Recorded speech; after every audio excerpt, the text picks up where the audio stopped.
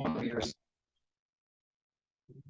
be respectful of your time. So if you don't want to sit through that portion, you're free to go. But we figured we at least want to give the opportunity for those new members to get as much time for questions and answers, and just to get a better understanding of how the process of forest land taxation in the state of Montana works. So with that, let's go ahead and start with some introductions. I guess I'll go first. I'm Bryce Kotz, Bureau Chief here with the Property Assessment Division. Works pretty heavily with the legislative process and it helps facilitate some of these meetings. Yeah, sure. I'm Jared Hanson. I work for the Tax Policy and Research Division here, and we work with model and help with such values that factor into the valuation process. Good morning, I'm Paul McKenzie. I'm the General Manager for FH Wholesale Lumber Company at Columbia Falls. Been on the committee for a while. Pretty involved with forest land tax policy over the last couple of years. I'm John Bacchus. I'm not a committee member, just member of the public as a private forest landowner concerned about the timber tax issues. I'm Paula Gilbert. I'm the administrator for the Property Assessment Division. Randy Mannix, forest landowner, Mannix Brothers Ranch in Helmville. I'm Tiffany Poliak Harris. I am a unit manager for the Department of Revenue. My name is Amanda Funk. I'm the business analyst for the agricultural and forest land valuation. Great. Bill? Hi, I'm Bill Billman. I'm a business analyst for the Department of Revenue, Ag and Forest Land Valuation. I work with Amanda as well. Nancy?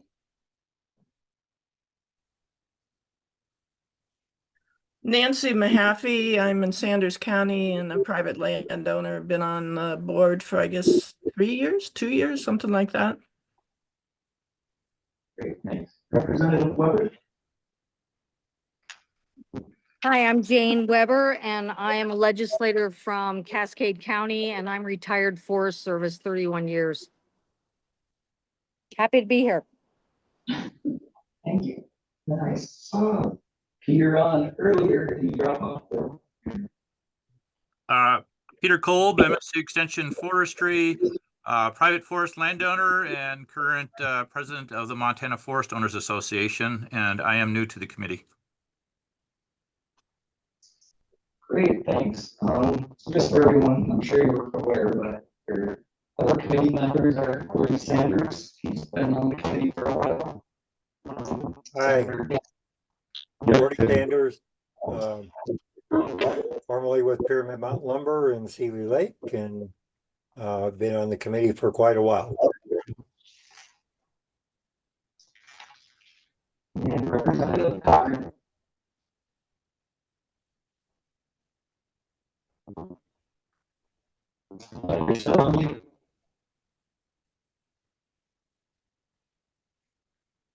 Representative, you're still muted.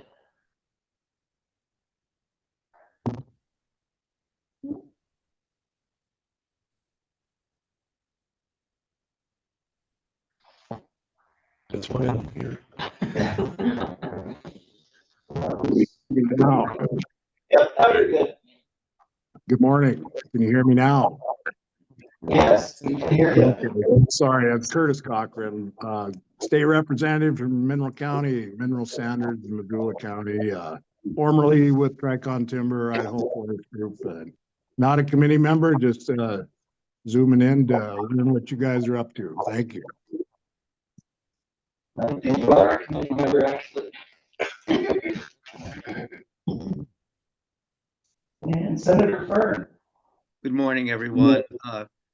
Dave Fern, representing Senate District 2, which includes Whitefish and Columbia Falls. This is the first time I think I'm on this. I've been serving too long, I guess. But I have been on the tax committee in the House and now in the Senate for my stay. And I'm currently also on the interim committee. And I'm sort of in the middle of the property tax issues and reclassifications and things. So anything dealing with property taxes and classifications is always of great interest to me, and also making sure that, we have an equitable system for our many acres of forest, and especially in our area. Great, thank you. Robin? Good morning, everyone. I'm Robin Rude. I'm a deputy administrator with the Property Assessment Division. I've been at this task for 31 years now. So welcome back to those of you that we met with before, and welcome to the new folks. Megan, you want to introduce yourself? Sure. I'm legislative for the Revenue Interim Committee and the House Taxation Committee. Great, thank you. Travis.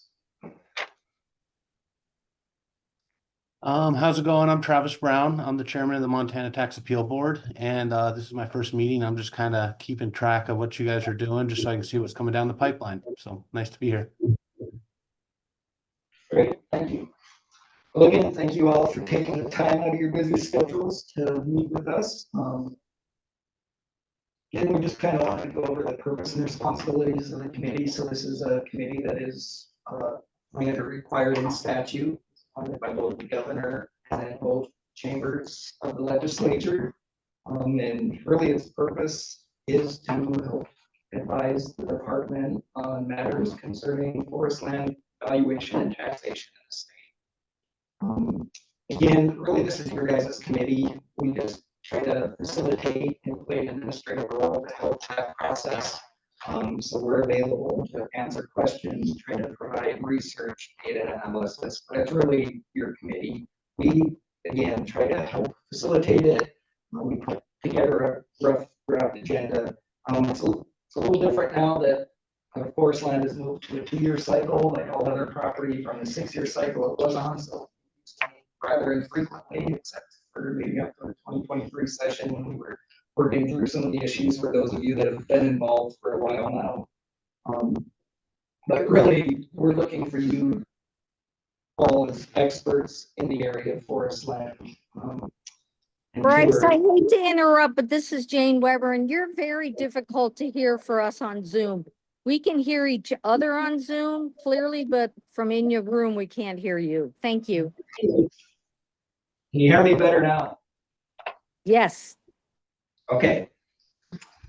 So yeah, so really we try to facilitate these meetings, but we want to hear from you on what you want these meetings to look like, what kind of information you want to see.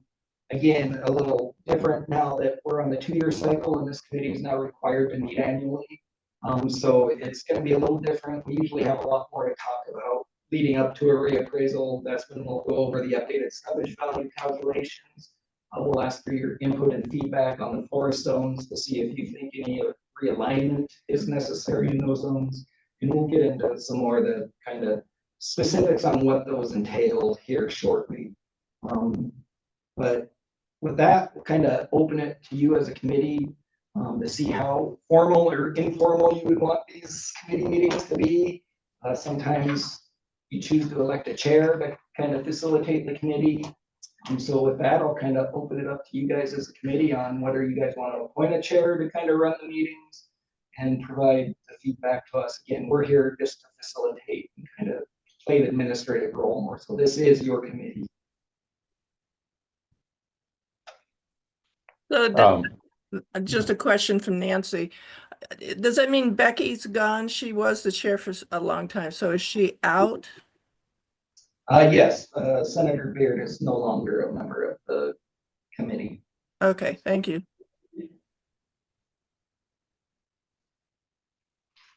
I guess I don't have a strong feeling either way. I think, it's since we're an advisory committee, we don't really make motions and that kind of stuff necessarily. I'm open to other thoughts or input on whether or not we need to have a formal chair or not.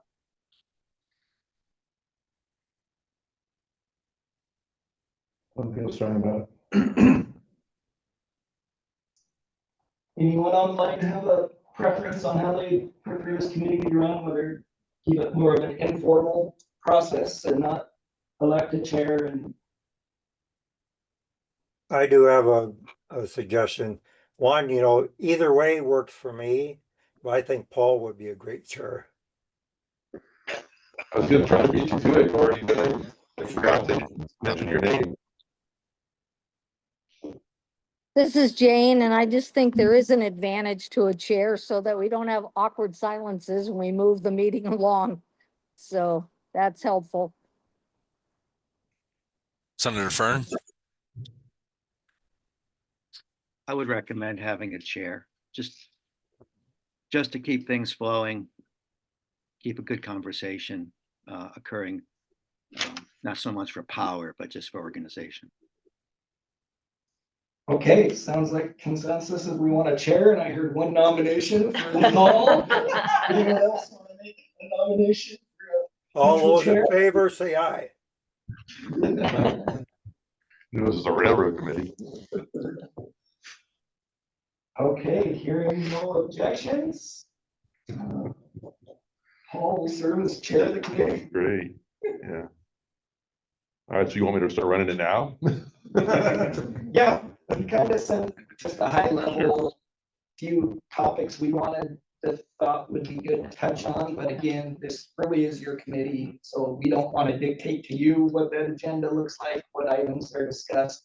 Again, we're just here to kind of help facilitate, answer questions, do analysis, provide education, but it, again, is your guys' committee, and so yeah, if you have specific things you think we should talk about, we are kind of looking for some input again. Next year's meeting, which will probably be, we'd recommend be held in late spring, early summer, so that we can update you on what those updated stumpage value calculations are. And then go over those forest zones that, so the state's broken up into 4 zones that dictate the stumpage values for those zones, and it's based on a couple of factors. I think one of them is the predominant timber species within that zone, and also distance to a mill for that particular type of lumber. So that's one of the things, as you being the experts, that we look for you to provide recommendations. If you think those zones, how the counties are broken into those zones is still appropriate, and if not, any proposed recommendations. So we would like to have that meeting just early spring, summer, because if you do adjust those zones, that could potentially impact the stumpage calculations for those 4 zones. So we just need time to go back, redo those calculations, and then be able to present to you again. What you want these what I would call off-year meetings to look like, it's kind of a new concept for this committee. We typically have only met once leading into the reappraisal cycle to go over those factors. Again, statute does require this committee to meet annually now. So again, just looking for you as a committee, what you want these meetings to look like in both of those years, and what you as a committee hope to accomplish or tackle. Sure. So yeah, like you hit on most of the topics. I mean, the 3 major areas we've really focused on in the past have been the stumpage valuation. We usually have pretty good discussions over that, although we have a good governing process in place. We've got a lot of that really hard work behind us on that, but still having an opportunity to review the process and the data into that is always something this committee looks forward to. The second element of the major element of the calculation is obviously the production values, which ties somewhat to the zones. I know we haven't looked at production value in recent years, and that model really has stayed unchanged, but that might be something worth, putting on it as an agenda item. And then lastly, it's always good to kind of go over any of the legislative changes of the statute that occurred in the last legislative session, and if there's any issues that are being discussed in any of the other subcommittees that are interim committees that are going on that might address forest land tax classifications. I know in the past some discussions about having other qualifications other than just stocking levels of production, what have you. I don't know if we ever saw any traction taking place in some of those interim committees. It might be helpful for us to be aware of that and have an opportunity to discuss that as a group and see if we wanted to try to be proactive in doing that. So those are kind of the primary inputs, at least in my experience on this committee, where we focused our efforts on it. Like you say, I think with the 2-year reappraisal cycle, that's new for us. We're gonna have to kind of see how that all works out. It's a little more, we're still doing a little bit rolling average, so all that stuff should kind of just roll through. So a quicker turnaround. So I think for the off years, I think, the focus should be on the policy side of things. If there's been any changes that we need to be aware of, either in the last session or proposed for the upcoming session, we could spend our time focusing on that. And then once we have the data available, I think probably there's an opportunity to have a little bit of an update on the market and the infrastructure that can be given at this point in time. I think there's been some changes that most people are kind of ancillarily aware of that may have an impact on things like zones, because it might affect available markets for certain zones. So, but I'd be glad to hear if there are any other topics that are from the other committee members that they want to discuss or add to discussion.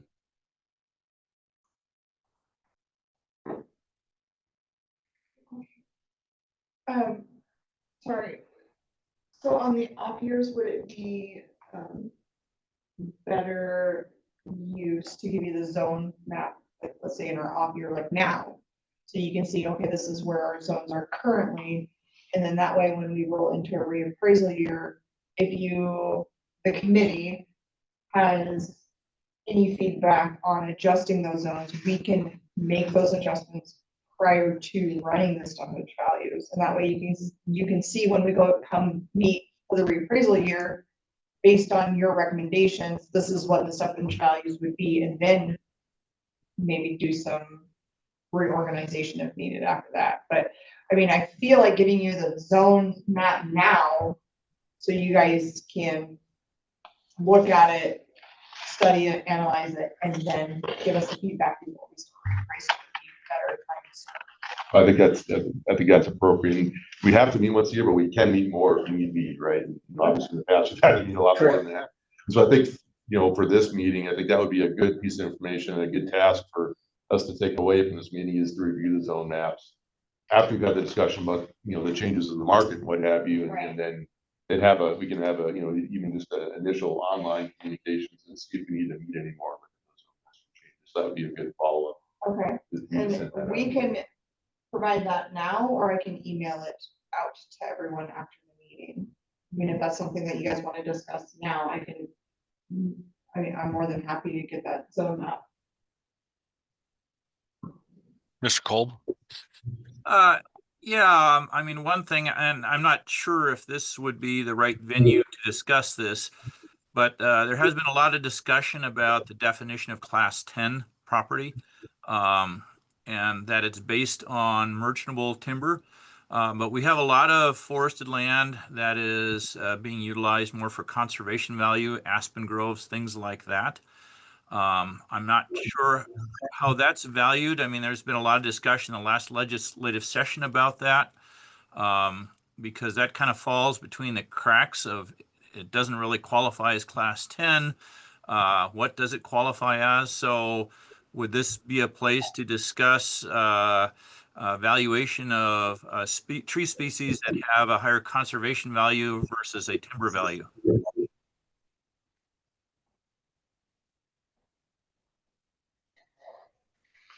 Are you talking about property or for those timber properties that are put in the forest conservation easement? No.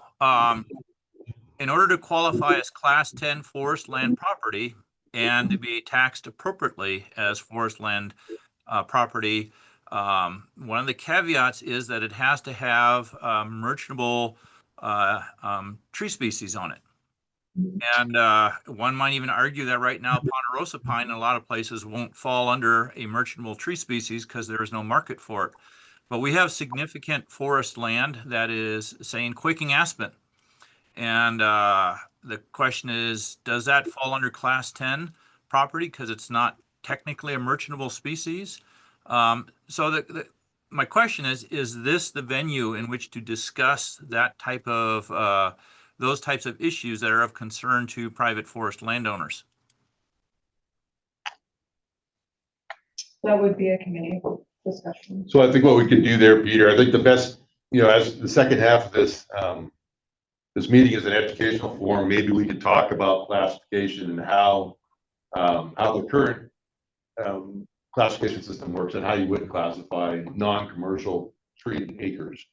I mean, most likely goes into some form of ag or grazing, but we can talk about that there, and then after we have a good, understanding of the current process, then we can have a discussion as a committee of whether or not we want to change it. That'd be a pretty significant policy change for the context of class 10, which really is a commercial forest land taxation designation. And so I think we'd have to have, a pretty in-depth conversation as a committee if we wanted to try to go down that road. It really would, in my opinion, it would really blur the definition of, or the whole basis of having, a production-based tax classification, because it is a commodity producing,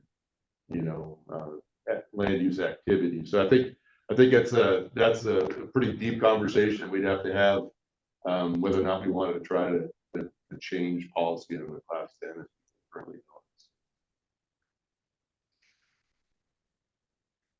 So maybe we can have that conversation again, Peter, after we have the educational half of this meeting where we talk about that whole nuts and bolts of the classification. Does that work for you? Sure. Senator Fern, did you have a question still? No, I was agreeing, I think, with what Paul just said. But I do think that there is a theme in the state, especially when you look at agricultural land and you look at some of the reserve lands in the center north part of the state.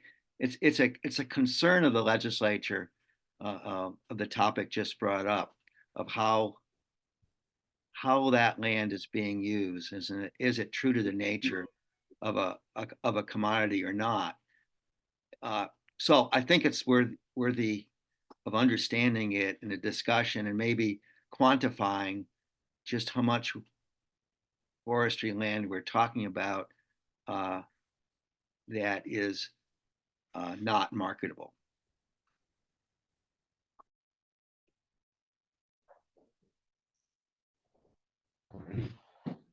So I guess looking at your draft agenda, we've kind of gone through the purpose and responsibilities, and now we're at industry news and updates from the committee topic. You want to go through that?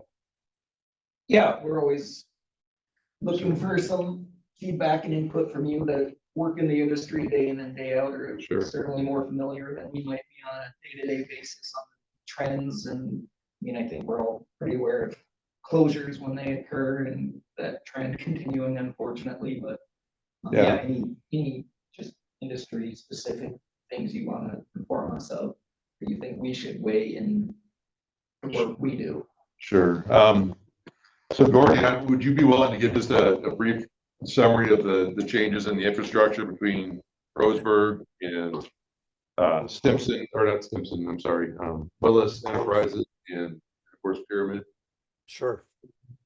Well, anyway, as most of you know, March of 2024, Pyramid Mountain Lumber announced their closure, and so they processed the logs they had and basically auctioned off most of the equipment. And so Pyramid was a significant processor of ponderosa pine. And so what's happened in the marketplace, and Peter referenced that, there's a lot of locations where ponderosa pine, let's say the majority of the state, in fact, has very little value whatsoever. Because there's only one outlet for major volumes of ponderosa pine, and that's in Thompson Falls. So what complicates it even more is with Roseburg Forest Products shutting down in Missoula, they were utilizing sawdust chips and shavings from all the mills. So the residuals were going there. So right now there is no major outlet for residuals, and you've got different mill locations hauling their residuals clear to South Dakota and North Idaho. They're all in a different place. And in the meantime, when Willis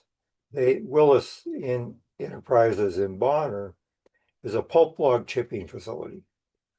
So after we announced the shutdown of Pyramid, there were an awful lot of logs that got delivered to Willis they couldn't pay their way to one of the other facilities as saw logs. So, and then Willis shut down. So currently there are folks reprocessing some of those logs, pulp logs, in the saw logs at Bonner. So it's really, now, is any of this going to change very quickly? The answer would be no.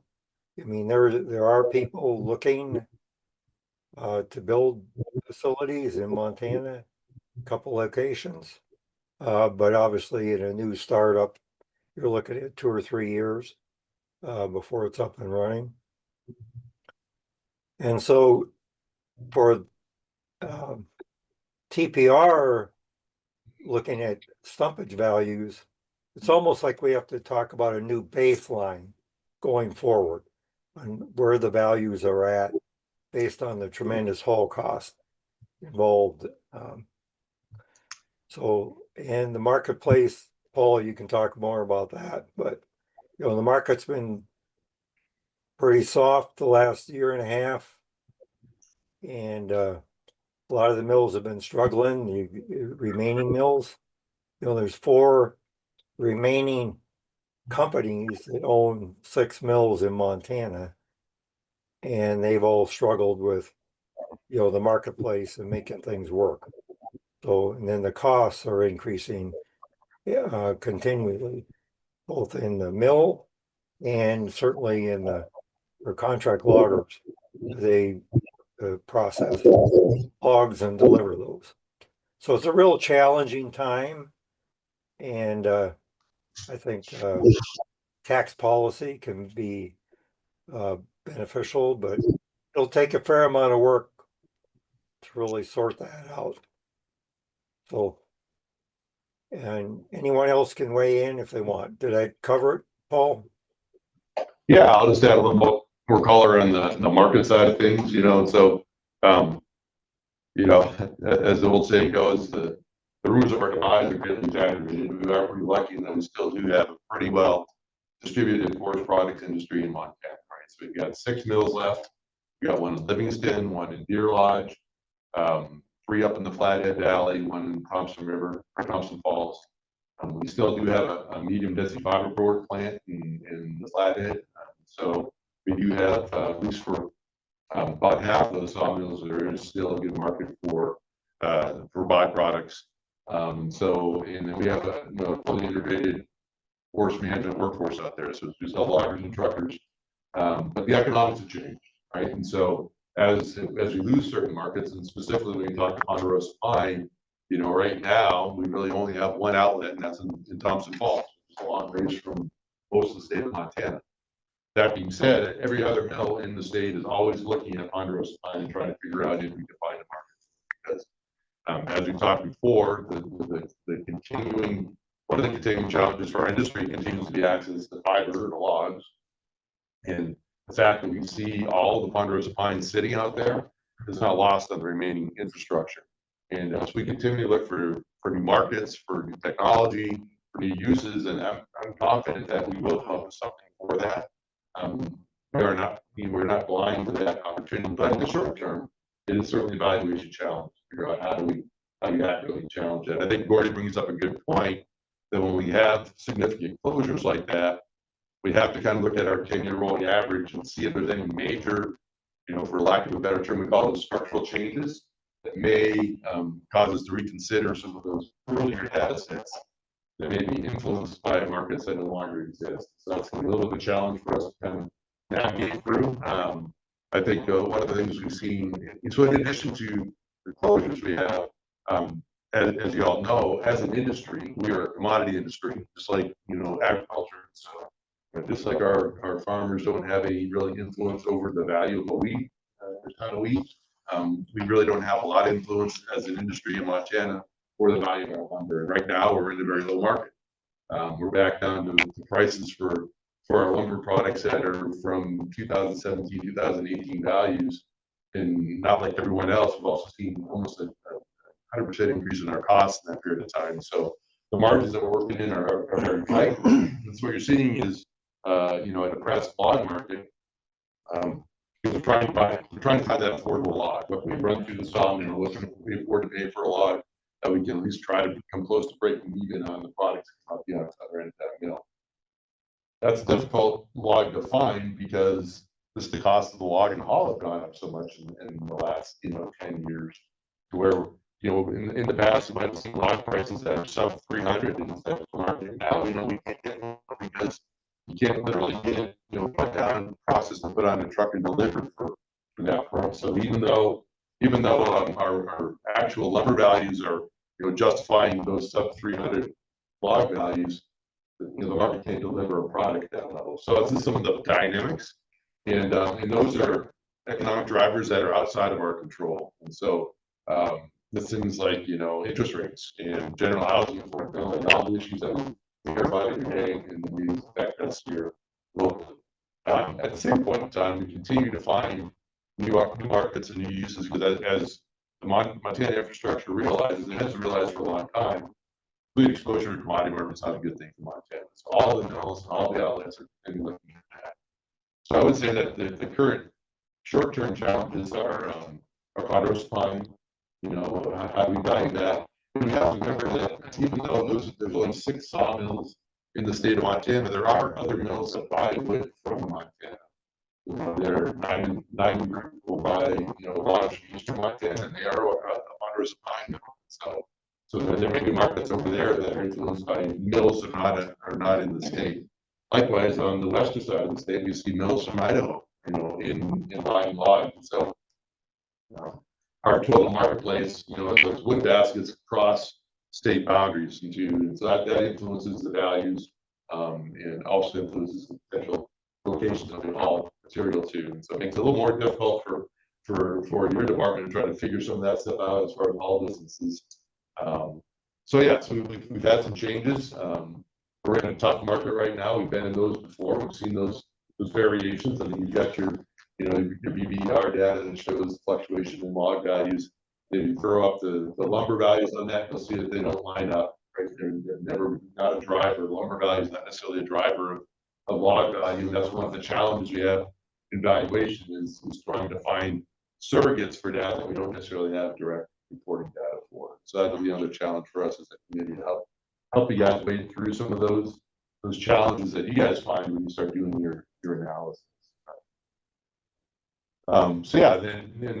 Then getting back to Senator Fern's comments and Peter Kolb's comments, does that change, as markets change, does that change the definition of commercial timberland? And that's a bigger policy question. That's certainly been, as we saw this last legislative session, was approached from many different angles, both on the agriculture side and the grazing side, and most likely would slop over into the timberland side too. So I'd be glad to. Any questions from either the committee or the folks online about? Paul, I just have a comment, I guess. Senator Fern, you asked a question about value-added products. All the mills have always looked at ways of increasing value in the products they make. It certainly was true with Pyramid, and I know it's true with the other mills also. And there are folks looking at, these major investments in new facilities that would be higher end, value-added types of products. But again, if you were to pull the trigger today to start building a new mill, you're looking at several years out before that's completed. So it's a huge investment. Value added isn't something that's just a few $1 million.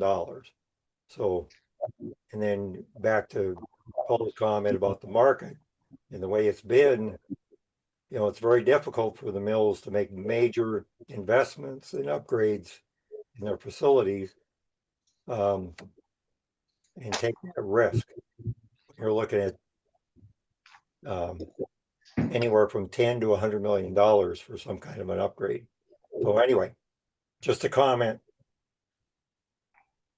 This is Nancy Mahaffey, and I'm chair of the Green Mountain Conservation District, and we have a resolution passing through our conservation districts to encourage the state to look at forest industry and try to entice them back to the state and keep them supported. And I believe Representative Paul Fielder is interested in his committee taking that on and looking at that and possibly getting it into legislature in some form as to help the industry in the state of Montana for the good of Montana.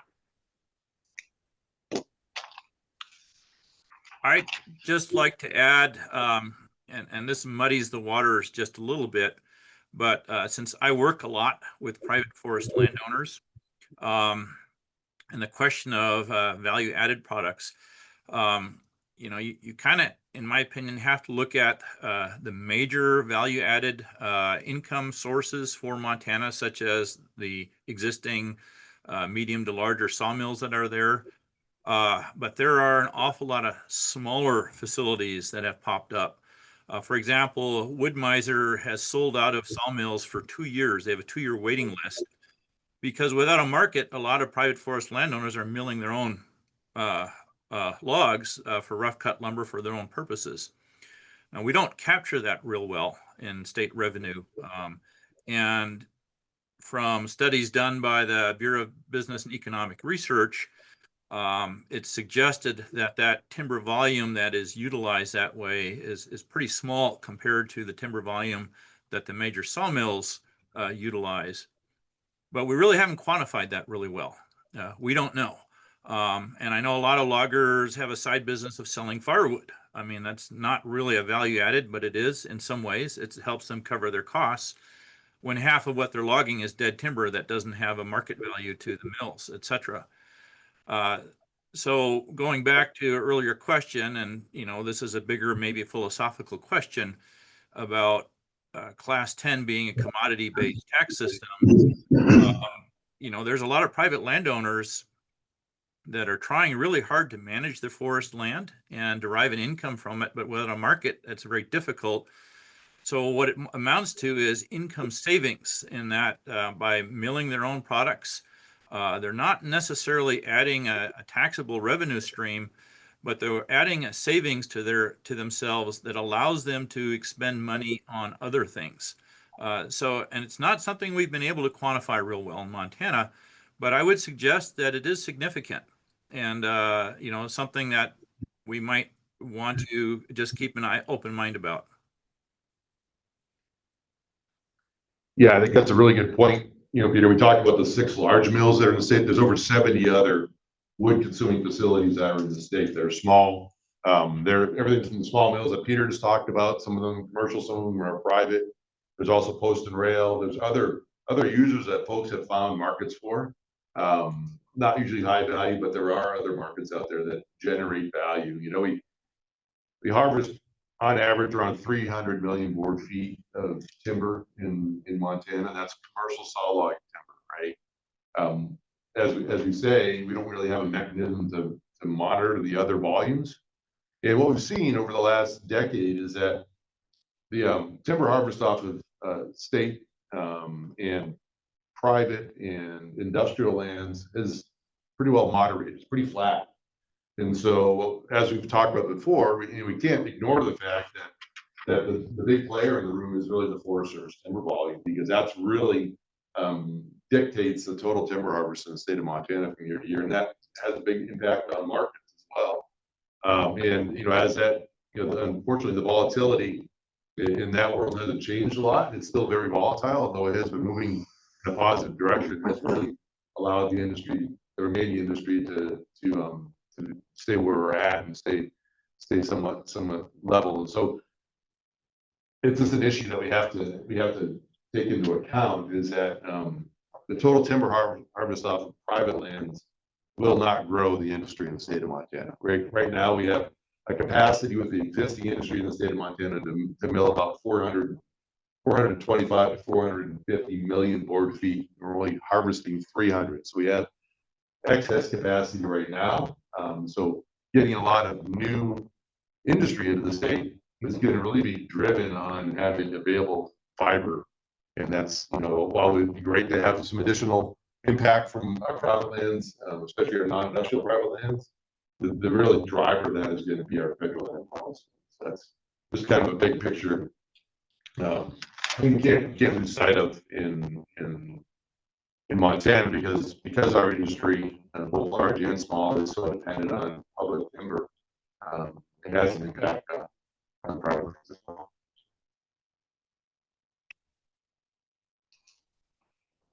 Any other questions, comments on the kind of current state of the market?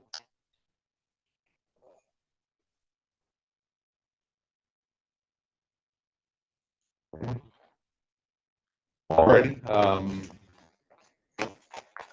The first part of the zone map. If you want to bring that up, everybody can see that online. Bill, the zone map is in our PowerPoint. The current zone map, I believe.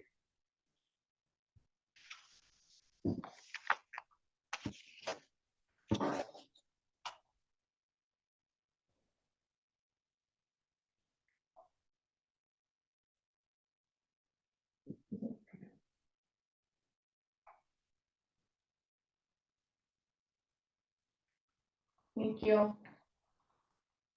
You're welcome.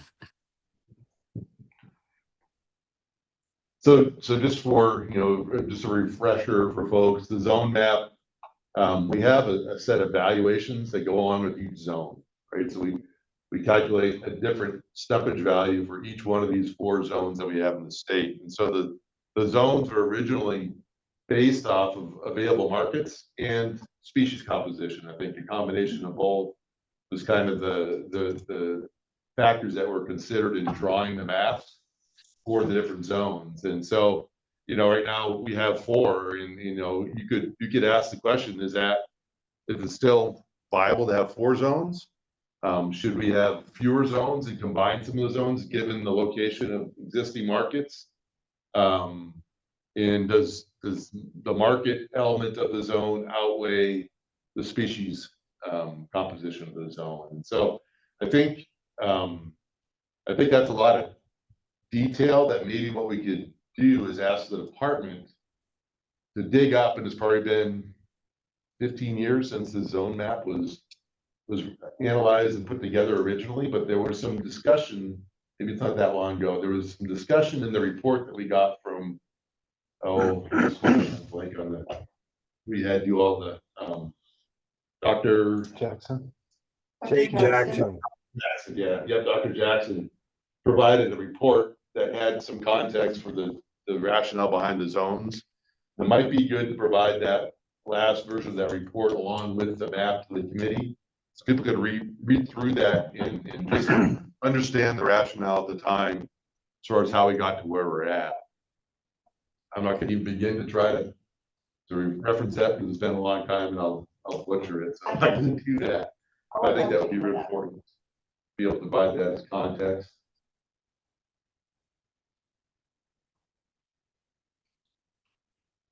Wasn't it also related to productivity? Productivity to some extent, but really I think because the productivity is place-based, right? So the actual productivity of the parcel is what's used in the calculation of the value of that parcel.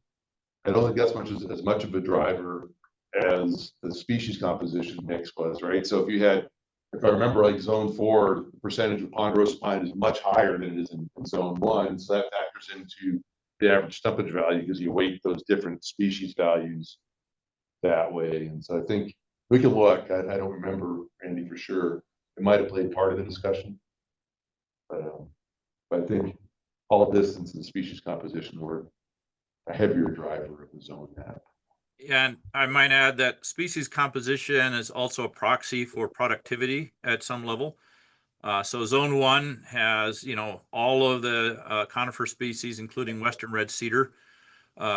Zone 2, grand fir and western red cedar kind of fall out as species composition.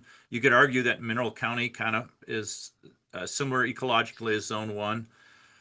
Zone 3 is heavy to lodgepole pine and Douglas fir. More dryland, more mesic forest types, and zone 4 is just dryland forest land. Ponderosa pine is a dominant species. And again, the species composition is a bit of a proxy for productivity. The wetter you get, the higher the productivity of the land. And I'll just make a comment. I think part of the charge of the committee is during each 2-year period is to review, as Paul said, review the zones to see, make sure that we're comfortable with the zones as they are. I know last time we had a conversation about some of the borderline counties between zone 3 and 4. I can't remember if we actually made one change or not, but that is part of the charge of the committee. Look at the zones and make sure we're comfortable with them or not.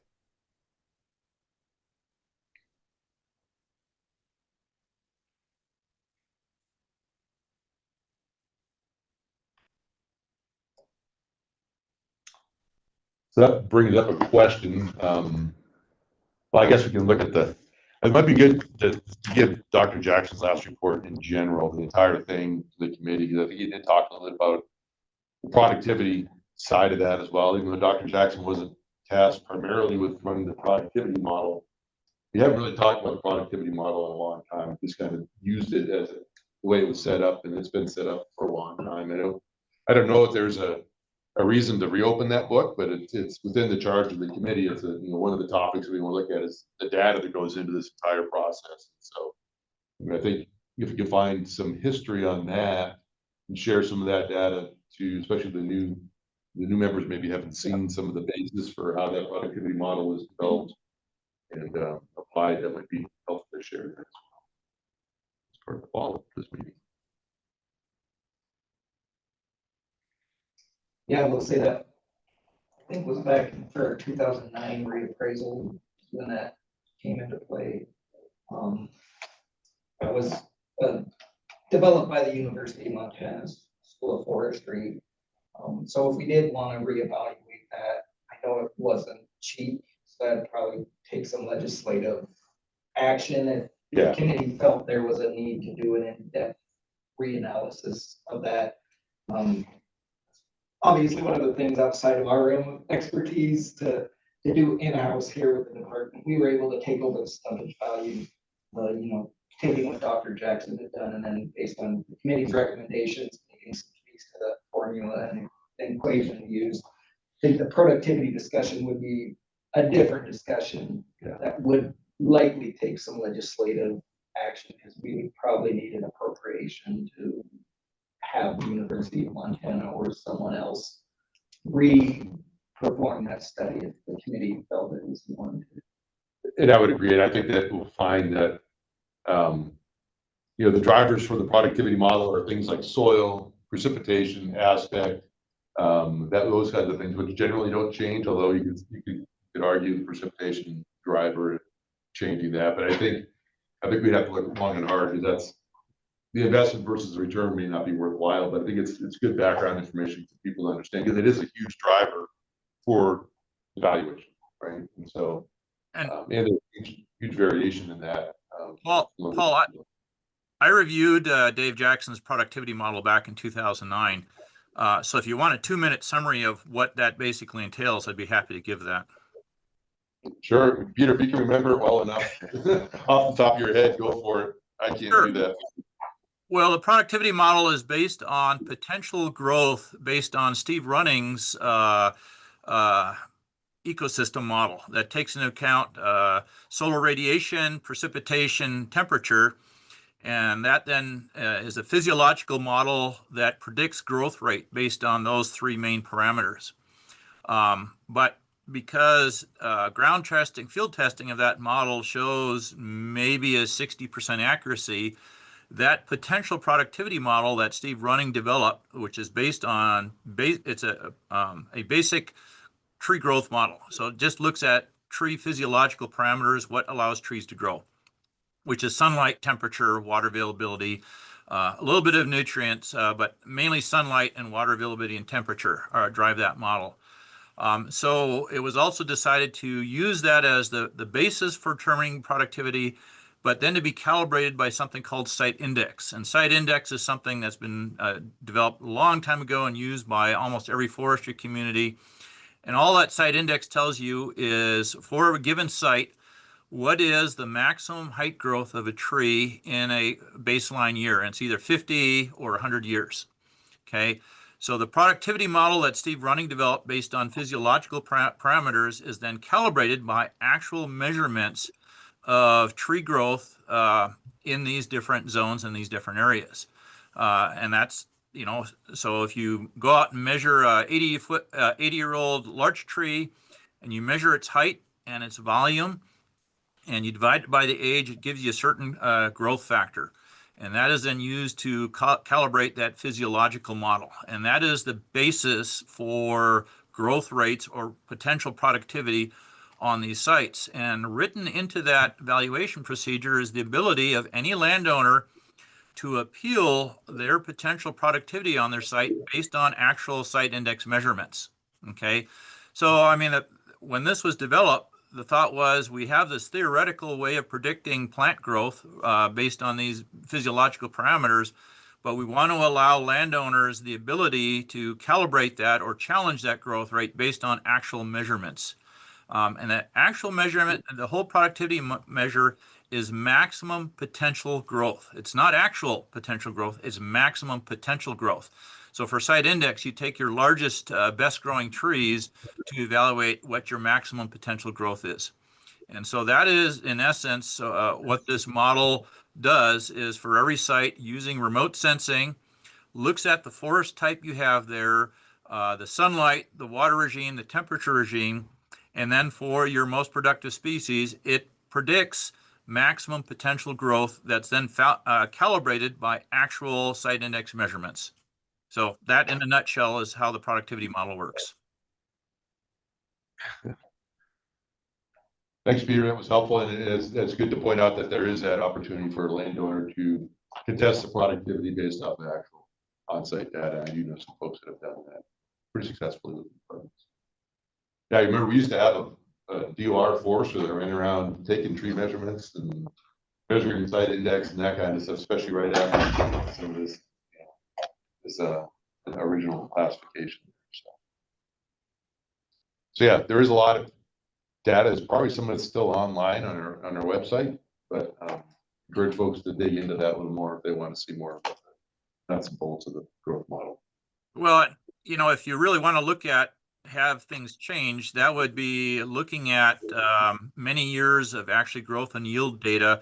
And the question is, has the climate changed enough to actually affect growth rates of trees in Montana in these different zones? And that's a pretty significant research question. Yeah, not sure. Even the legislature may not want to write the check for that one. So, yeah. Okay. I just have a comment. I think it would be good for the committee members to, I know DOR could send out the evaluation handbook and some for references. So different committee members could take a look on their own for all the background information that'll be helpful as we move forward in the process.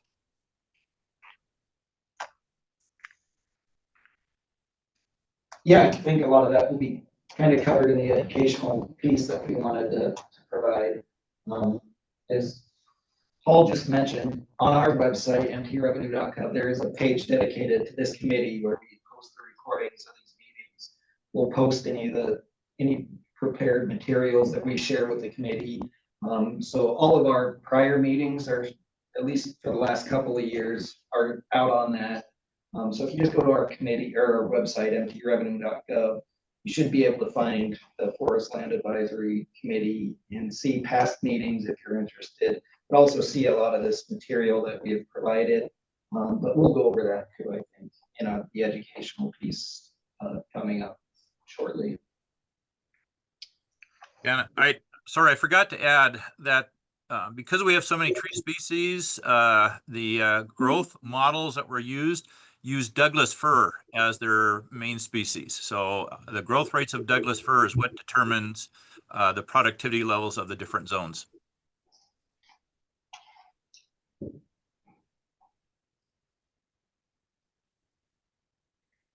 All righty. Any other, before we get into the educational part of this, is there any other questions or comments or concerns from anybody on the committee? Online? it's a lot. It's a lot to take in, there's no doubt about it. It takes the first year or so of this team getting caught up in the process. Yeah, so. Well, good. Well, Bryce, if you guys want to jump into your educational part of it, I think at that point. I want to circle back really quick for Dr. Jackson's reports. So we have a total of 4. So, and each one's going to differ. So in 2002, there was 5 zones, and then it changed to 4 zones in 2007. 14 was 4 zones, but they may have changed. And then in 19 is where the last report, given our current zones, our zones haven't changed since that one. So which report are you thinking you wanted? So obviously the last one is probably the most important. If there's a way you could share all those reports, because those reports had a lot more than just the zone stuff in it. It would talk about the productivity models and some of the early reports especially, and some of the valuation stuff. So if there's a way you can make those available to the committee, you know, in some kind of historical, you know, that people could go look at it if they wanted to, that'd be great. The last one's probably most relevant to the current zone now.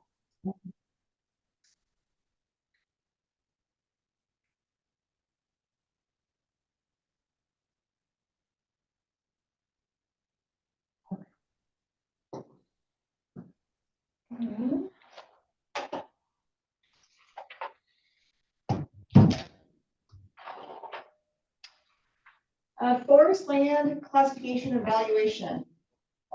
We're going to go over a high level, hopefully informative kind of a, this is what class 10 means to the DOR.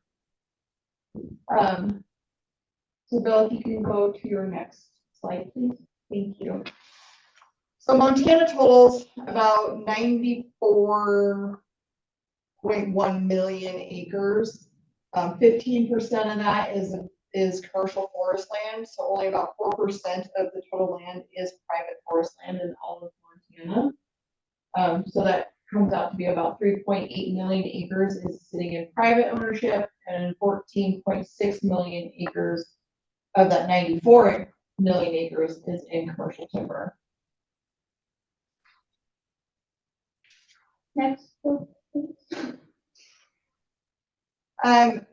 So class 10 taxable percentage is a fractional assessment. The current tax rate is 0.37% for this cycle, the 25-26 cycle. So we take our market value, so the total market value that we provide that property for their forest land multiplied by the tax rate will give us our taxable value. Just for reference, agricultural land is at 2.05% tax rate. Forest land is 0.37%. Could you repeat that first? 2 point. Agricultural land, the current tax rate is 2.05%. And the current forest is 0.37 tax rate.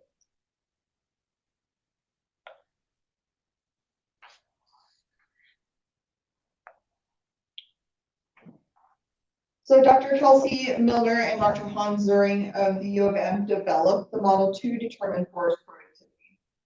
As Mr. Fern was discussing earlier, it was based on site indexes, the culmination of mean annual increment or CMAI, forest management, tree species, soil information, and that's all now maintained in a program that we call GIS.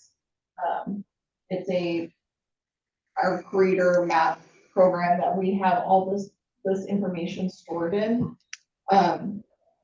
So we use the site index equations, including site trees, climatic information, soil nature, and characteristics, including topography, when that is all being determined. And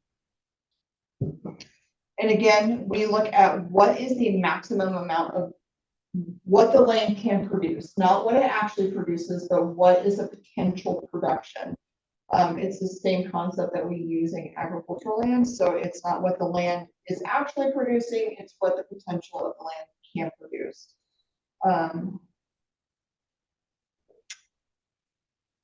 CMAI, this is the age or point at which the mean annual increment, or MAI, is at its highest. It signifies the inflection point on the curve of the total volume over age.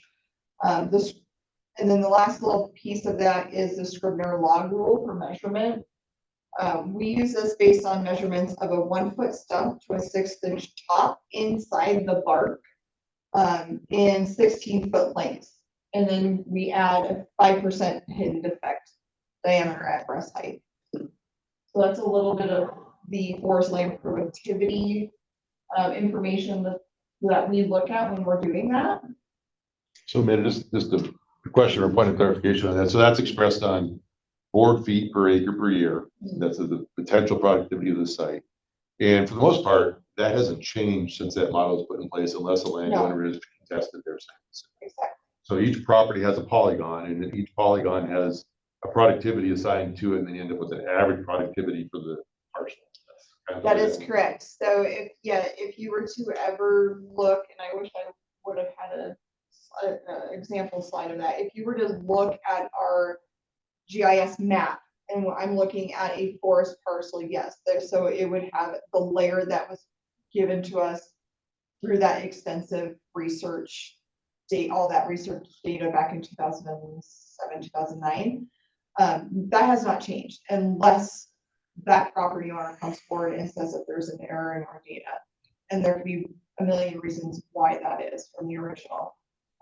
So in looking at it, so you can have multi-polygons inside that parcel with different board feet, just depending on what the land can produce in that little area. So yep. Is there any other questions before I move on to the next slide?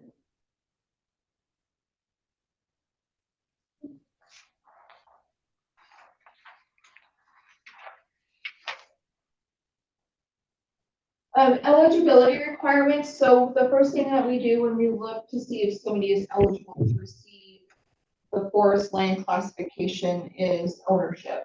The land, if there's multiple parcels owned, and it must be sitting under one ownership. It has to be the same ownership. So it can't, if you're going to own one parcel of timber in an LLC and the other parcel of timber is held in your personal name, those are not contiguous under one ownership. And they would not be looked at as one contiguous parcel of forest. The land use. So land use, it must be commercial forestry, or it must be commercial timber, I'm sorry. That being said is meaning it can't be 100% being used as commercial, residential. You can have mixed use, but you can't. It has to, the main source has to be commercial timber. And a minimum of 15 acres of timber is required. So 15 acres contiguous. So again, if you have multiple parcels and those parcels are contiguous by a boundary and your forest timber runs across multiple parcels, we would consider that contiguous forest. If there's a break in that forest and that break meets 120 feet wide and 5 acres inside of size of non-forest, that timber is no longer contiguous. Tree species, we talked about that or a little bit earlier. We look at, it must be commercial softwood species, trees that are, so we got softwood and hardwoods. Hardwood trees are not considered commercial trees in Montana. So any land that's producing those hardwoods, we consider those non-commercial forest land. Softwood species, also known as conifers, as we all know probably, being tree experts, include trees that we, the department, consider commercial trees. So that is in the Pacific Northwest, conifers a major economic, excuse me, I'm getting ahead of myself. Examples of commercial species recognized in Montana for property classification purposes only. And this kind of goes back to a gentleman was referring to another species. This is just what we, the department, look at for the classification of forest class 10 properties. That does include ponderosa pine, Douglas fir, lodgepole pine, alpine fir, and Engelmann spruce, and other conifers such as the Rocky Mountain juniper, limber pine, and white bark pine are all considered non-commercial trees in Montana due to the low productivity and poor lumber utility of that. So there are some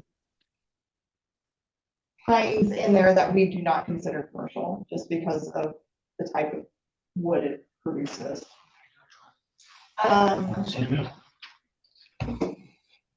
The stocking rate, so in order to be eligible, it must be 10% or greater crown coverage. So what that means is when we're looking at an aerial view of the parcel, that crown must extend circularly to the ground. Do those eligible trees cover 10% or greater of that ground? So we're looking at the crown of your timber. Productivity. Our productivity is a minimum of 100 board foot an acre. So anything that produces below that is not considered commercial for our purposes for class 10. Area again, if the requirement is 15 acres, there's a hand up. The area again, it's 15 acres of contiguous timber, commercial timber. It has to be under one ownership. It must be contiguous to other forest land. If you have multiple parcels, that layer must be contiguous. It must be all running consecutively. Must be at least 10% crown cover. If you're doing the stocking rate of saplings, we are looking at 300 saplings per acre. That rate is based on saplings with a spacing of a 12 foot by 12 foot per tree. I know I'm probably going to forget something. When we're talking eminent domain. So, and this question does come up a lot in the timber industry. If you have, let's say, 15 acres of qualifying timber and you have it classified as a class 10, and eminent domain, so let's say MDOT comes in, they decide they're going to put a road through your forest. The department will not remove you from that class 10 classification due to that eminent domain that is out of your control, unless that property is further divided. So that's, and then the last one is accessibility. So it does state that if the timber is not accessible, for commercial logging, we cannot classify it as commercial timber. Not very often with all the new age ways of logging nowadays or harvesting timber is a property going to be inaccessible. So not very often, not in my lifetime have I ever denied somebody due to accessibility, because we have helicopters, we have line logging, we have all the things that we can use to get that timber out of there. We have a question, Amanda. Yeah, thank you. So stocking rate has become one of those things that's become problematic for private landowners, because the 10% canopy ratio is for mature trees. And if someone does some harvesting due to beetle kill, etc., they're required to replant at a 12 by 12 foot spacing. That 12 by 12 foot spacing is contrary to a lot of Firewise recommendations these days. So landowners don't want to replant at that density. They want to replant closer to a 20 by 20 foot spacing. So I would suggest the stocking rate rule is one of those things that this committee might want to take a look at, to update that so that there's not a conflict between fire hazard reduction work and productive forest land classification.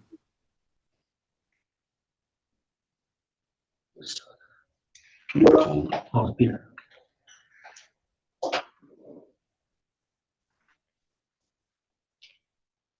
Hey, Amanda, can I jump in real quick? Because I gotta go to check in here. But anyway, so I'm Scott Mendenhall. Bring greetings from Director Brendan Beatty, who's shipping cattle today. Or as I said in the previous meeting, shipping gold, if you own calves these days. But anyway, just wanted to say thank you for helping in this. It's very important. We feel like it's critical that we get this right. And of course, some of you were around during a couple of years ago when there was a long effort in the interim and felt like we got to a good place in that. So, yeah, and I'm glad that we're bringing some of the analysis in-house, TPR. So we have, I think, a really good system, but it's really critical that we're grounded in private landowners and what's going on the ground. So this is important work, but I know it takes your time and we appreciate it. Say thank you for that. Thank you for your support and the department's willingness to work with us. Yeah. So, don't mean to interrupt, but I've got to. All right. Well, thanks for stopping by. Tell your son all of them. Tell him to keep playing that guitar. Yeah.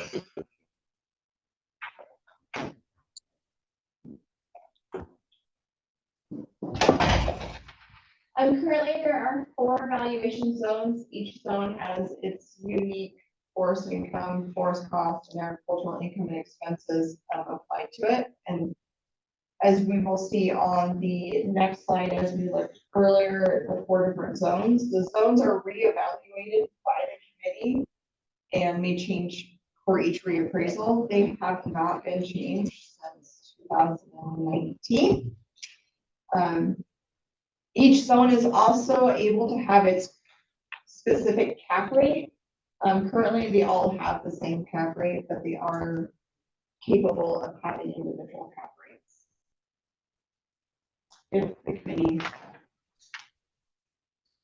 thinks that would be beneficial. The department determines productivity value of forest land by dividing the state into 4 regional forest valuation zones designed to recognize unique marketing areas such as timber types, growth rates, access, and other pertinent factors affecting the value. Each zone's productivity value is calculated using the statutory formula provided in MCA 1544-103, and that is where you will find the statutory formula that we have to use when doing such. The department applies this formula per industry standard as we call it the ERV method. So it's income divided by rate gives us the value.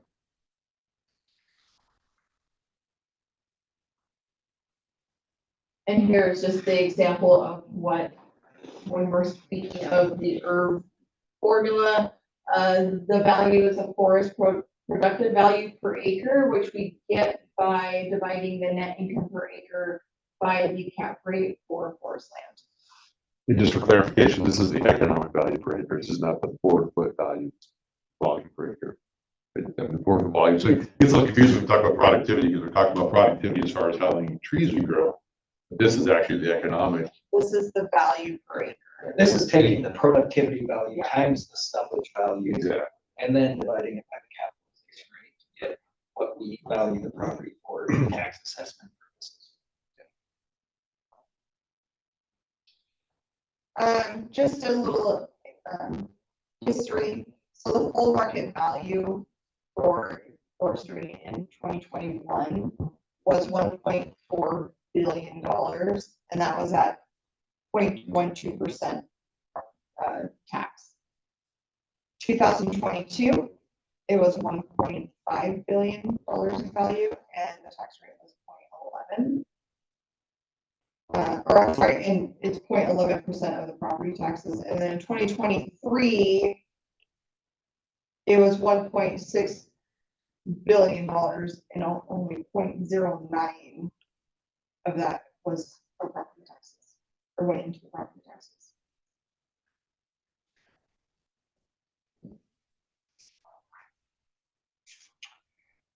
This is an example of if you were to search, if you were to look into 1544-103, so section 4, you will find this valuation formula broken down for you. So if you look at it and you're trying to break it down, it actually goes into a little bit further in our administrative rules. So the administrative rule kind of breaks it down for you a little bit. To me, is more of a layman's terms.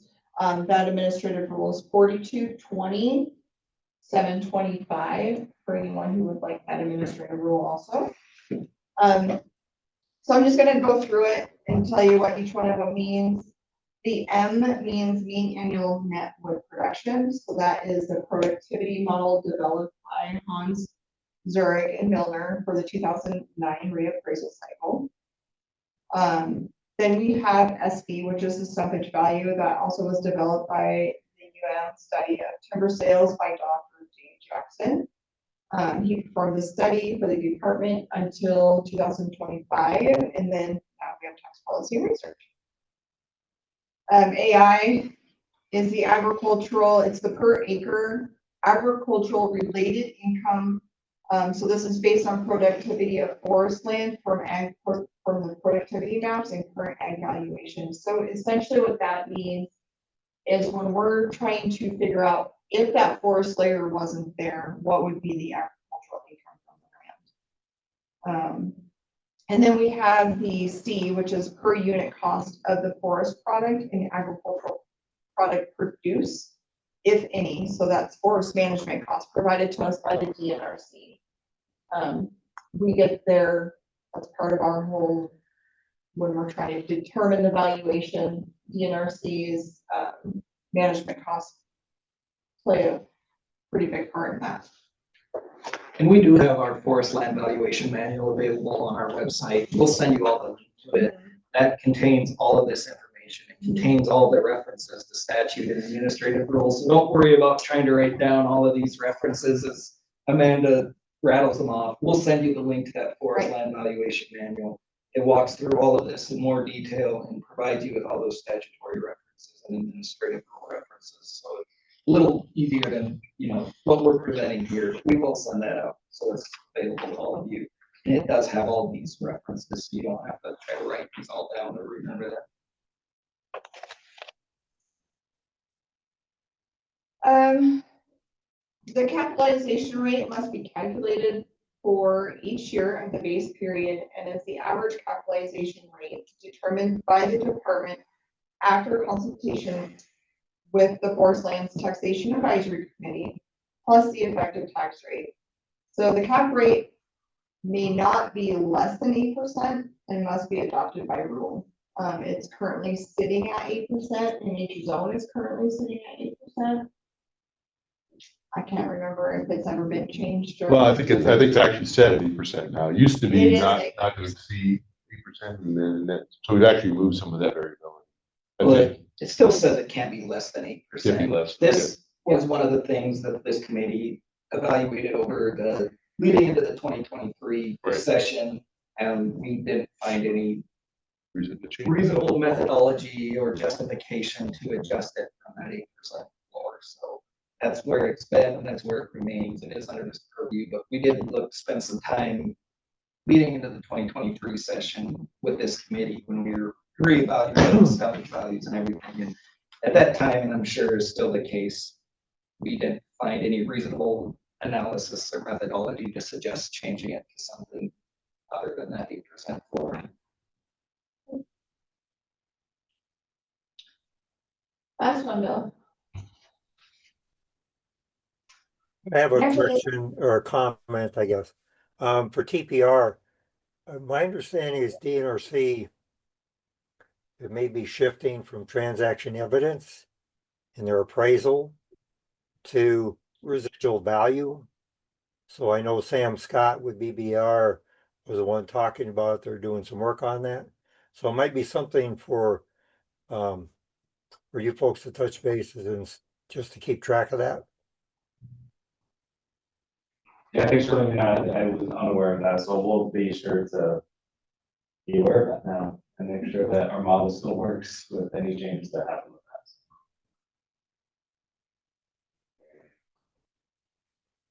that. Are there any other questions before I go to the last slide on the valuation methods?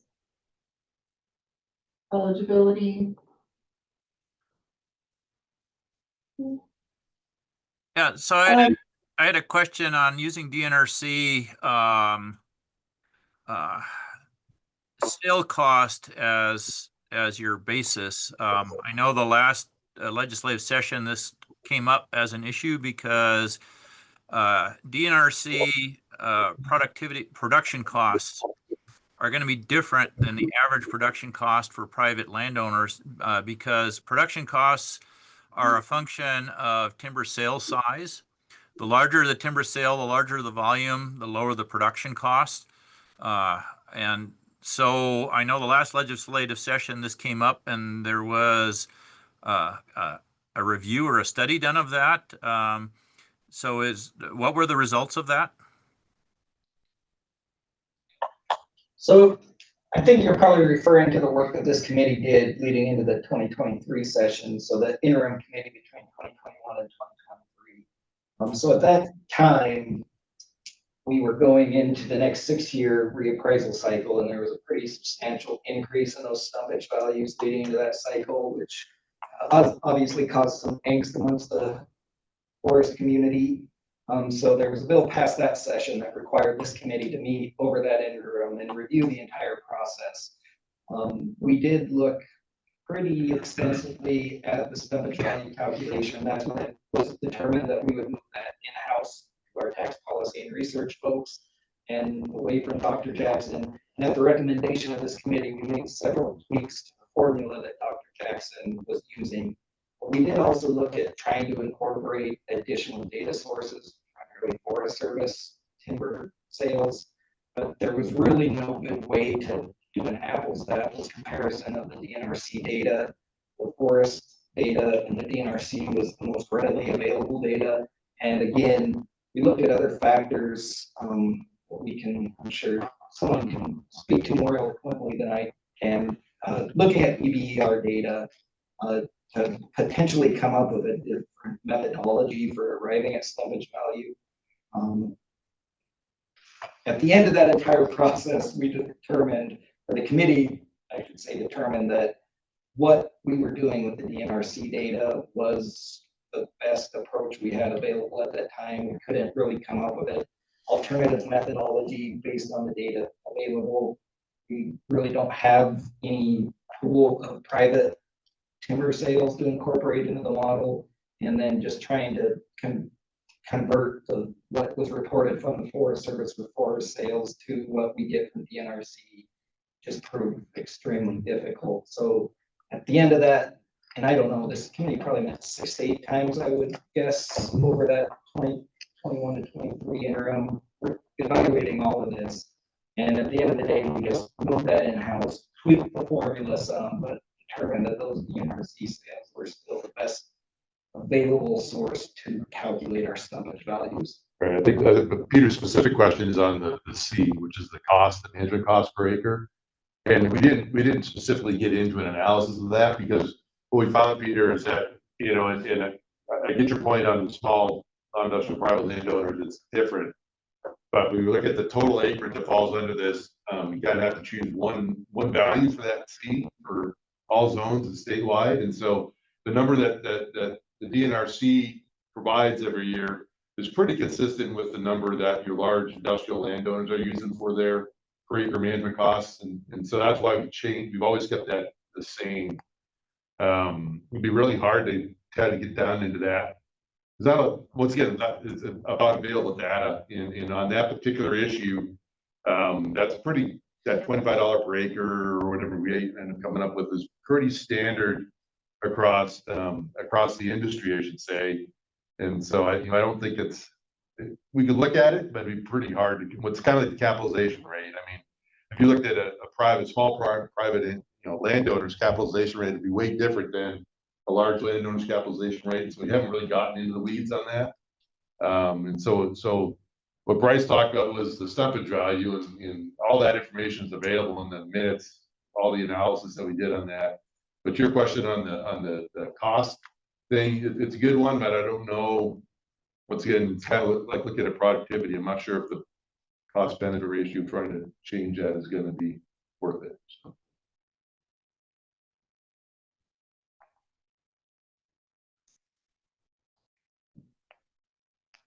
He sent a thumbs up, so I think he's Okay. The last slide I have is just, I wanted to touch on natural disasters. It's unfortunately, it does happen in Montana, commercial timber. We provide a reduction for those commercial timber classifications of 50% for 20 years. And that's all natural disasters. That's fire, disease, insects, floods, whatever we could have, wipe out the ability to harvest. That starts the year following the disaster. So we assess how the land sits 1/1 of the taxation year. So if the natural disaster occurred in 2025, the owners commenced application, we would start their reduction in 2026. And then that would continue for 20 years. If they apply 5 years later, the 20 years doesn't start from application, the 20 years starts from the natural disaster.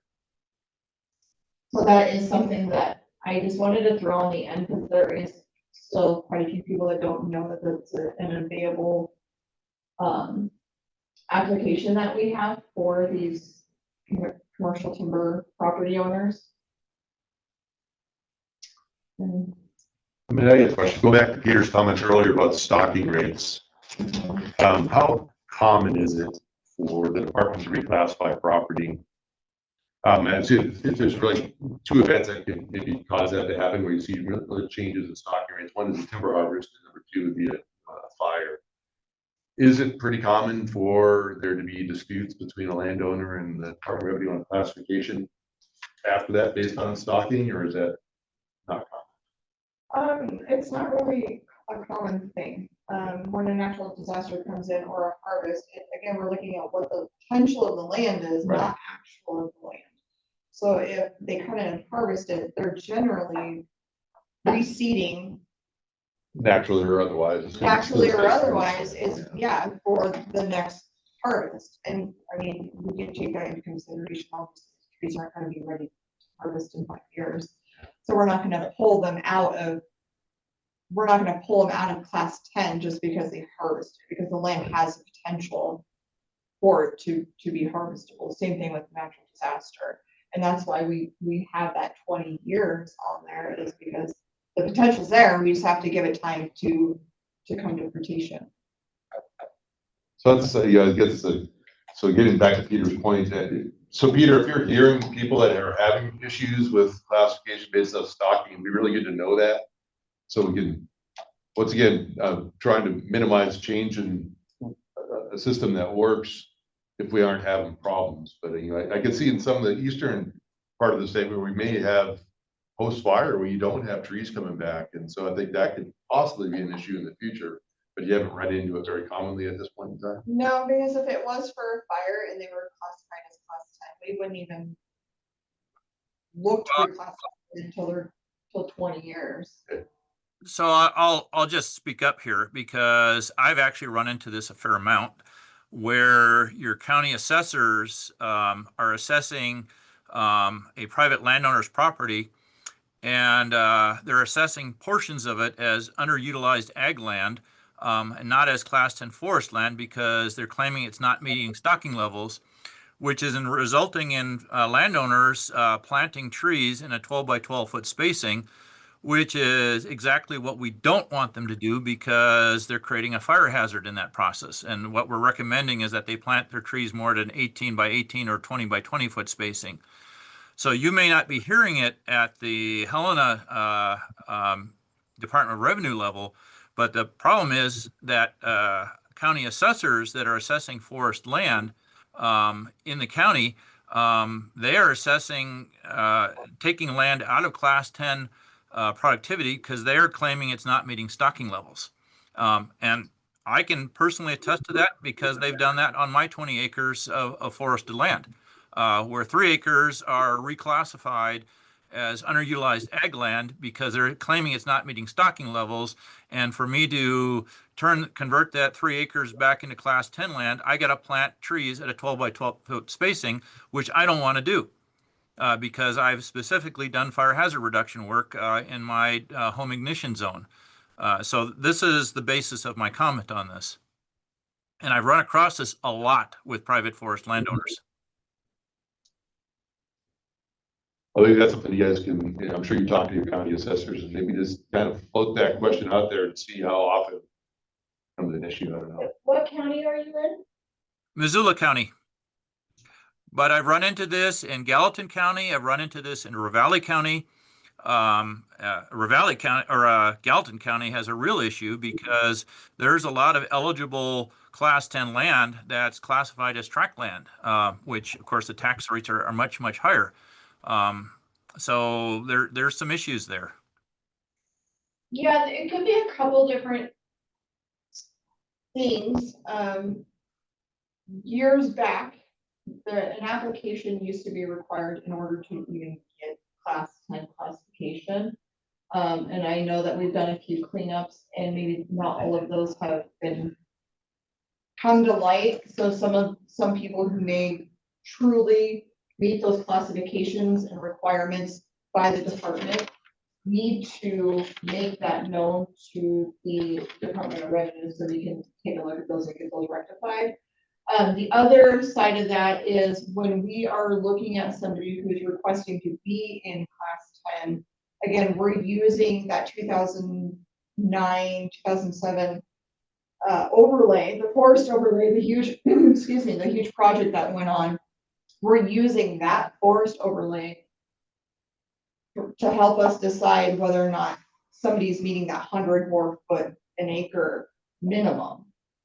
So unless I were to look at those properties individually, I couldn't really answer or have a say on why that individual appraiser denied forestry for that specific parcel unless I was able to look at them.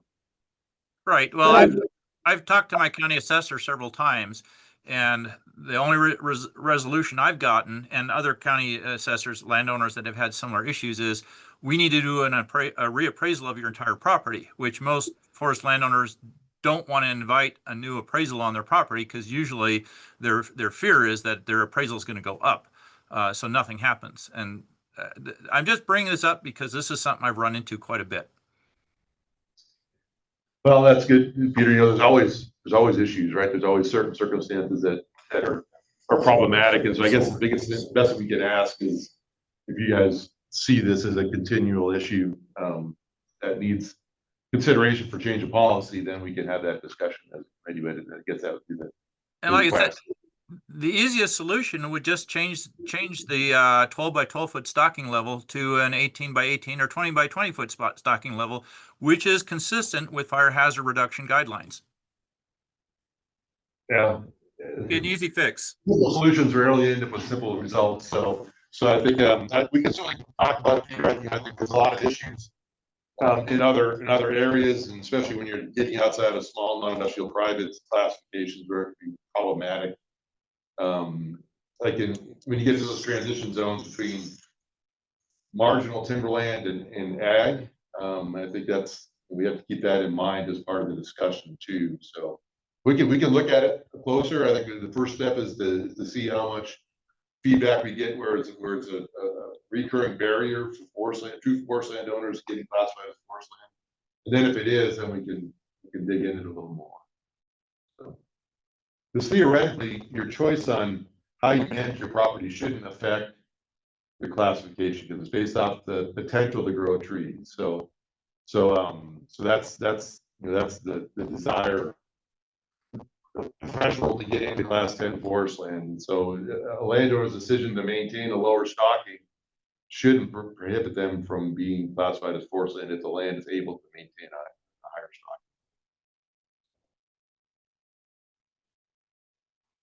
stocking. Alrighty, we'll put that on the list of things to to revisit, okay? All right, any additional questions on the presentation? I know it's a lot of information. I do encourage folks to look through the manual because it does get into a lot of the nuts and bolts and answers some of the detailed questions as far as how some of these calculations are made.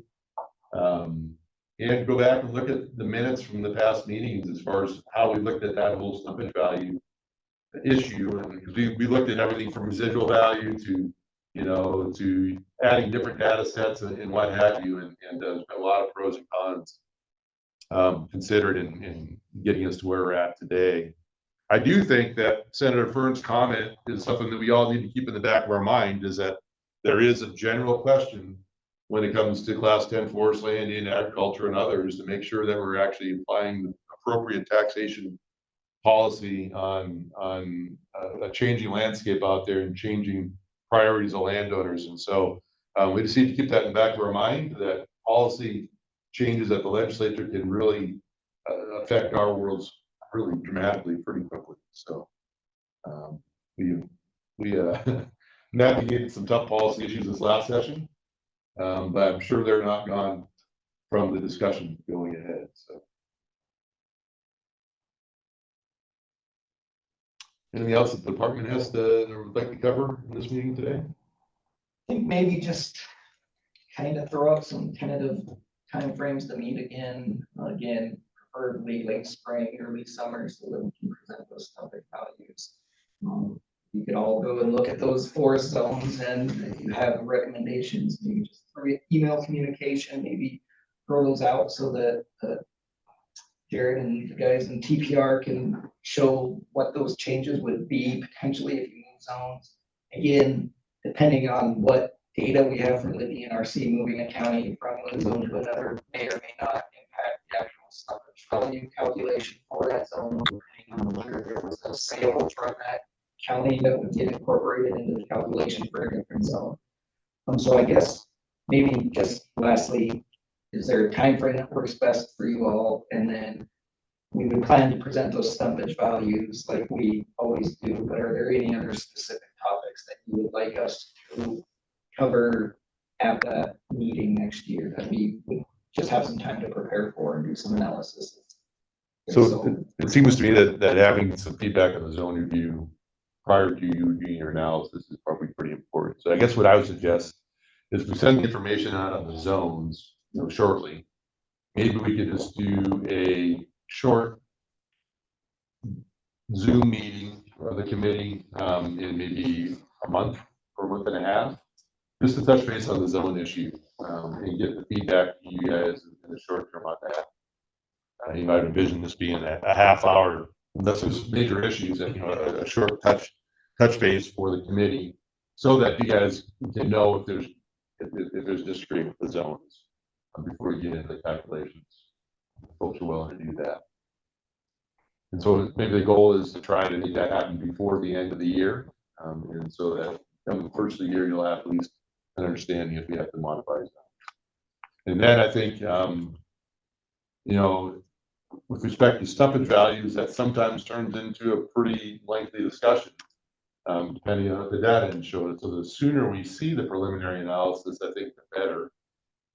Worst case scenarios that we're okay, or best case scenario, we're okay with it, and you guys are good to go. And worst case scenario, if there's issues or questions, we have enough time to work through it so that we don't run up into some of the time frames that you guys have. Yeah, I think we can certainly kind of prepare the same materials we've had in the past, kind of a comparison of what the stumpage values are doing for this kind of reappraisal compared to the last one. We can, depending on when that meeting is set for, as long as all the data is available and TPR is time to calculate, we can certainly try to get that out to you a couple weeks in advance of that meeting, so you have some time to look it over and aren't just getting it for the first time at the meeting. And I think our time together a little more productive.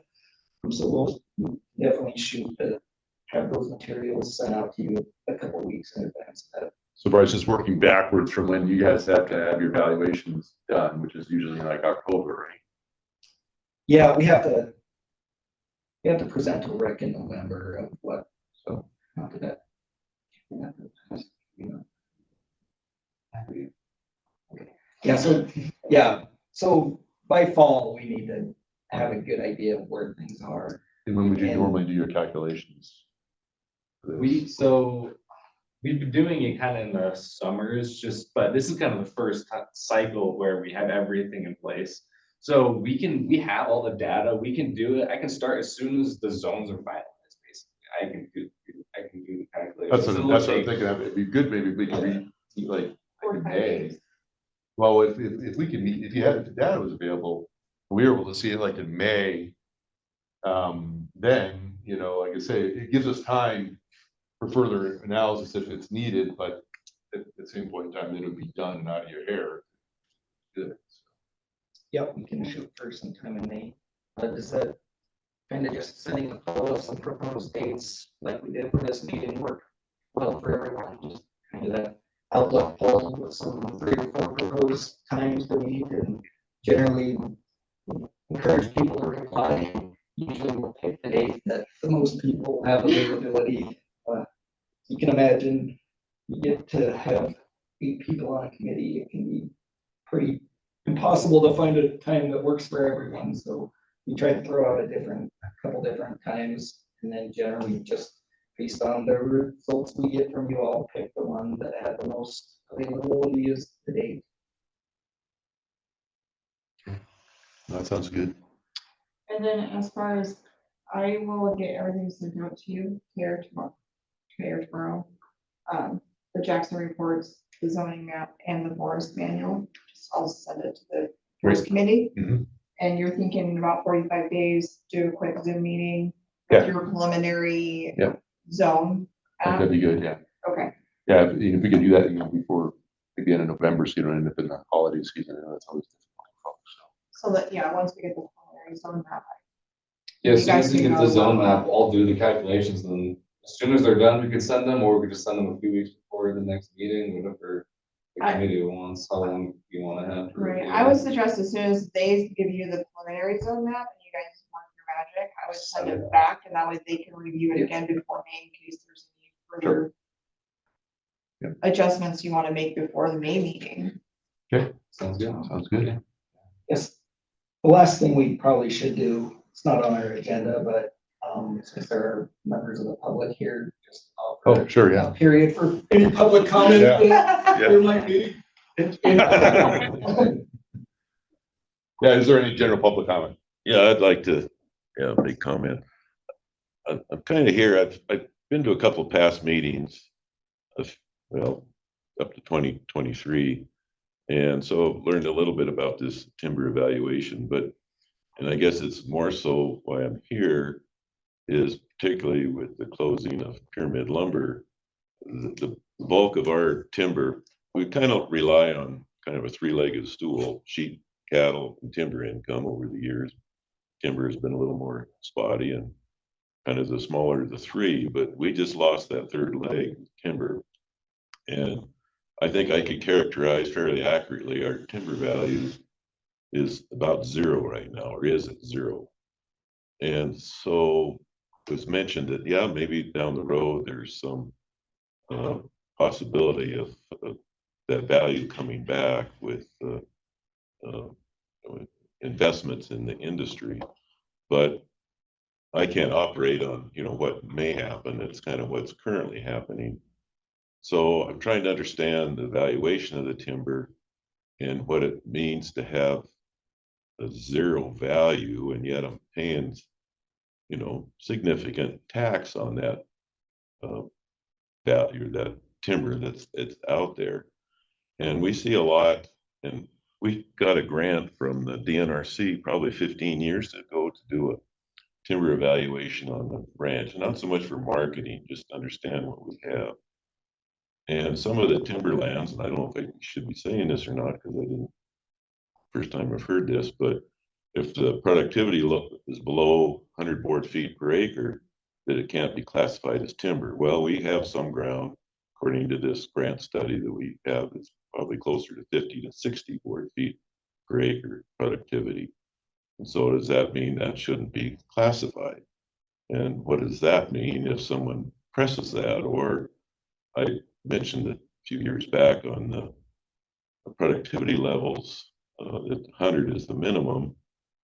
Okay, but how fair is that if you're not, if you're below that minimum? And it seemed to be quite expensive and kind of a problematic process to say it's below the 100.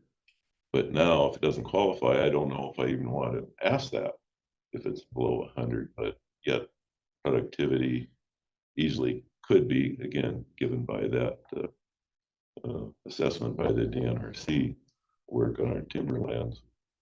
So I understand, the state needs to, collect money to operate, and, what's reasonable in all of this is, I guess, kind of why I'm here to, and I think a lot of these things are being addressed, and of course, the cost of hauling materials.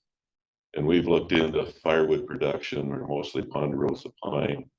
There's a lot of actually big trees left, but I bet probably 90% of them, you cut them down now, there's rock in the middle. And so there's not much value there. And some of these trees are growing out of rocks. And so, yes, they're there, there's the cover there, but alternative growing grass is not there. And so it's turned out the highest value that timber is to sell it for cabin sites. People love to look at existing trees, but that's not our business model. And I kind of say reluctantly yet, because if this property does not derive income, it's too steep, shallow soils, livestock won't climb it, and will be major disturbance if they did. And there aren't any value in the trees. So what are we to do? So I'm not, here to complain. It's just kind of facts that we're, as a ranch, we're facing at this point in time. So just trying to understand the process better. Great. A lot of information today, and I look forward to getting some information in the future about how all these issues are going to be tried to be addressed in a fair manner. I would like to respond to Peter because I'm concerned when you talk about the county assessors. I want to clarify that the county assessors are us. We're the property assessment division. The counties don't employ their own assessors. That's all part of our department.